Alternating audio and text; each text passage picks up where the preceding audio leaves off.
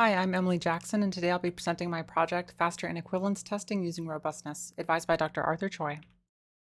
Neural networks in the past decade have seen drastic improvements on tasks like image classification and object detection.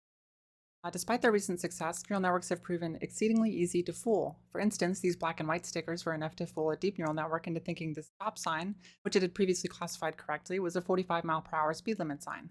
This example, and many more like it from the field of adversarial machine learning, have come to show that, accuracy aside, many of these classifications are not very robust. This brings us to explainable AI, the idea that we should be able to explain a neural network's decisions, which sheds light on important considerations such as how fragile or robust the decision is.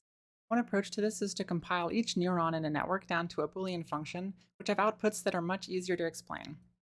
However, it quickly becomes difficult to perform this model compilation as the neural network grows in size. We can save time by not fully compiling neurons that are equivalent to ones we've already compiled. This process of ensuring two Boolean functions aren't equivalent, in other words, that they're inequivalent, is usually extremely challenging, requiring testing of different input settings in an attempt to find one where the two functions have different behavior. We know from the adversarial ML examples at the beginning of that it's typically a bad thing when a neural network is easily tricked into making a classification with only small changes to an input image. However, we can leverage that very concept of robustness to work in our favor. Although instead of changes to image pixels, robustness of a Boolean function is how many changes to the input setting are needed to flip the function from true to false or false to true.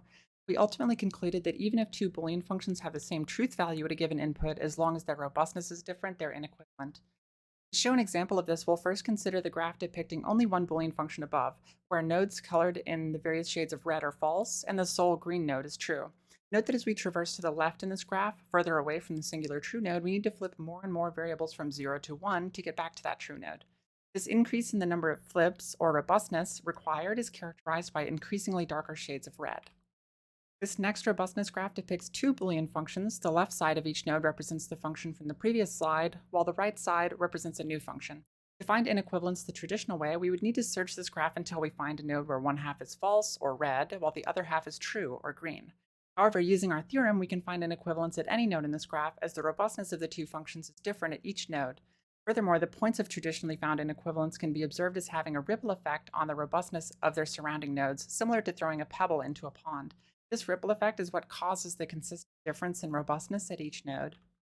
Overall, the time saved by having this faster method of finding an equivalence will assist in the development of more efficient knowledge compilers and model counters, which will facilitate advances in explainable AI and adversarial ML.